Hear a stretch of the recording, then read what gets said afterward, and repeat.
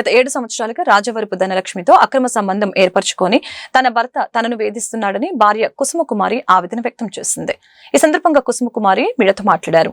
18వ తేదీ ఆదివారం తన భర్త ధనలక్ష్మి తనపై హత్యాయత్నం చేశారని చెప్పారు. లాంలో తన తండ్రి వద్ద ఉండగా దాడి చేసి కంట్లో కారం చల్లి నోట్లో టాబ్లెట్లు వేసి ముక్కు మూశారని తెలిపారు. అపస్మారక స్థితిలో ఉన్న నేను జీజేహెచ్ కి సన్నిహితుల సహాయంతో వచ్చానని చెప్పారు. తనపై గతంలోనూ దాడి చేస్తే ఎస్పీ కార్యాలయంలో ఫిర్యాదు చేశానని అన్నారు. తన భర్త ధనలక్ష్మి నుంచి ప్రాణహాని ఉందని తనను రక్షించి న్యాయం చేయాలని కోరారు. నా హస్బెండ్ పేరు సురేష్ బాబు. ఆయన కొల్లిపర్ పోలీస్ స్టేషన్లో పనిచేస్తున్నారు సార్. అయితే ఆయన ఇద్దరితో ఎఫ్ఐఆర్ పెట్టుకున్నారండి. ఆ ఇద్దరు ఏదిస్తుంటే నేను పోయిన సంవత్సరం నవంబర్ 3వ తారీఖున తాడికంట్లో ఎఫ్ఐఆర్ చేశానండి. రాజవరపు ధనలక్ష్మి, గుంటి మరియమ్మ అనే అమ్మాయి మీద, మా హస్బెండ్ మీద, ముగ్గురు మీద ఎఫ్ఐఆర్ చేసినప్పుడు మరియమ్మ అనే అమ్మాయి సైలెంట్ అయిపోయిందండి.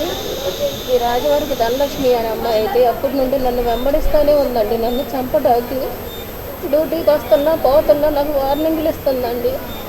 మొన్న రీసెంట్గా 2వ తారీఖున మోడీ గారు వచ్చే రోజు బాబుని స్కూల్ దగ్గర దింపటాకని వెళ్తే వాడు హస్బెండ్ బండి మీద వెళ్తా కూడా నాకు రాయిసిరేసి ఉమ్మూస్తా వెళ్ళిందండి.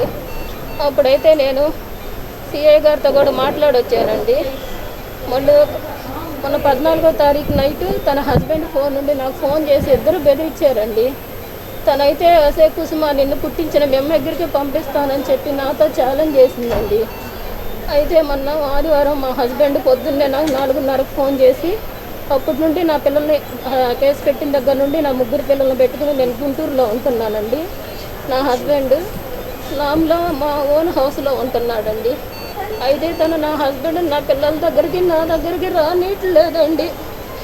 ఏందా అంటే ఈ అమ్మాయి వెళుతుందండి పొద్దున పూట సాయంత్రం. మాకు 2 నెలలు శాలరీలు పడక నేను పిల్లలు నరకం అనుభవించామండి. తింటాకి తిండి కొడలేక. అయినా నా భర్త నా దగ్గరికి రావటం లేదండి. మొన్న శనివారం ఒక్కరోజు వచ్చాడండి. వచ్చి ఏంటి అన్నాడు. నువ్వు ఇక్కడికి రా మనం ఉందామని అడిగినప్పుడు నేను ఇక్కడికి రాను అన్నాడండి. ఆదివారం తెల్లవారుజామున డ్యూటీ నుండి దిగి ఇంటికి వెళ్తా, లామ్ వస్తావా అని ఫోన్ చేశాడు సార్. నేను రాలేను లామ్ అన్నానండి.